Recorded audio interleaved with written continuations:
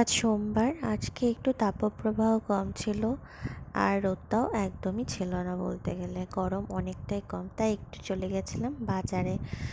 বাজার থেকে নিয়ে এলাম সবজি, গেছিলাম সবজি বাজারে। তো সেখানে গিয়ে দেখলাম গলদা চিংড়ি, সেটা দেখে আর সামলাতে পারলাম না, তো তাই নিয়ে নিলাম। আজকে যদিও সোমবার, তাতে কী আছে, এটা রেখে দেবো, পরে কালকে রান্না করব। তো গলদা চিংড়ি দেখলে আর সামলাতে পারি না নিজেকে। আর চিংড়িগুলো সত্যিই ভীষণ ফ্রেশ, দেখো কেমন নীল নীল পা, একদম মানে একদম ফ্রেশ, দেখেই বোঝা যাচ্ছে। আর চিংড়ি মাছ একটু ভালো করে না ধুলে হয় না।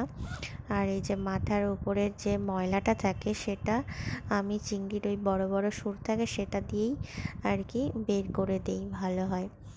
আর মোটামুটি আমি একদিন বাজারে গেলে সারা সপ্তাহেরই বাজার করে রাখি। আজকে নিয়েছি দেখো মিষ্টি কুমড়ো, তারপর টমেটো, উচ্ছে, পটল, পেঁপে, বেগুন, তারপরে ঝিঙে, তারপরে হচ্ছে তোমার গাজর, ক্যাপসিকাম, লঙ্কা, তারপরে পটল, লেবু, ঢ্যাঁড়স, মোটামুটি এদিকে আছে কচুর গাঁঠি। তো তোমার মোটামুটি সারা সপ্তাহ যেন চলে যায় সেই অনুযায়ী বাজার করে রাখি। তো আজকে যেহেতু সোমবার, আজকে তো নিরামিষ, তো খাবো না, কিন্তু চিংড়ি মাছ তো এইভাবে ফেলে রাখা যাবে না, তাই কাটতে বসে পড়লাম। কাটা হয়ে গেছে, এইবার ধোয়ার পালা। এই যে যেটা দেখলে আমি এটা করি চিংড়ি মাছের ক্ষেত্রে, এটা হচ্ছে তোমার এক চিমটি ভালো করে একটু ধুয়ে নিয়ে তারপরে মানে পুরো জলে চিংড়ি মাছগুলো ডুবিয়ে রাখতে হবে।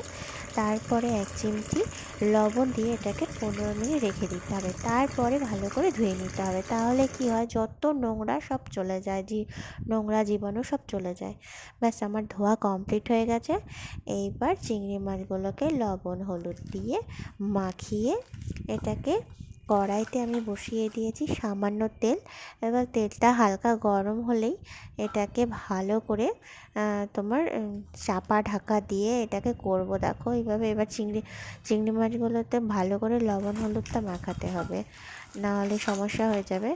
তো এটাকে ভালো করে মাখাচ্ছি। এরপর হচ্ছে কড়াইটা ওইদিকে গরম হচ্ছে, আর তেলটাও অল্প, খুবই সামান্য তেল, কারণ চিংড়ি মাছ আবার বেশি ভাজলে শক্ত হয়ে যায় আর একটা ছিবড়ে ছিবড়ে ব্যাপার হয়ে যায়, সেটা ভালো লাগে না। দেখো এতগুলো মাছের জন্য অল্প একটু তেল লাগলে দেখো কতটুকু তেল দিয়েছি। এটা এবার একটু ভালো করে নাড়াচাড়া করে এবার একটা পাত্র দিয়ে ঢাকা দিয়ে রাখতে হবে বেশিক্ষণ না, বেশি চিংড়ি মাছ বেশিক্ষণ কখনোই ভাজা যায় না, কারণ পুরো বেশিক্ষণ ভাজলে চিংড়ি মাছ ছিবড়ে হয়ে যায়। তাই জন্য অল্প একটুই করবো, সামান্য। এই চিংড়ি মাছগুলো হচ্ছে দেখে বুঝবে যখন লাল লাল হয়ে গেছে, পুরো চিংড়িটা যখন লাল লাল, এই যে এরকম লাল লাল হয়ে যাবে, তখনই বুঝতে হবে যে চিংড়িটা হয়ে গেছে, তাহলে নামিয়ে নিতে হবে। আর এইভাবেই আমি এটা এবার ঠান্ডা, এটা হয়ে গেছে দেখো। এবার এটা ঠান্ডা করে তোমার একটা টিফিন ক্যারির মধ্যে রেখে দেবো, এটা কালকে করব। তো আজকের মতো এইটুকুই। আসছি আবার নতুন কোনো ভিডিও নিয়ে, তোমাদের সাথে দেখা হবে। আর যারা নতুন দেখছো আমার ভিডিওটা, তো তাদেরকে অনুরোধ রইল সাবস্ক্রাইব করার জন্য।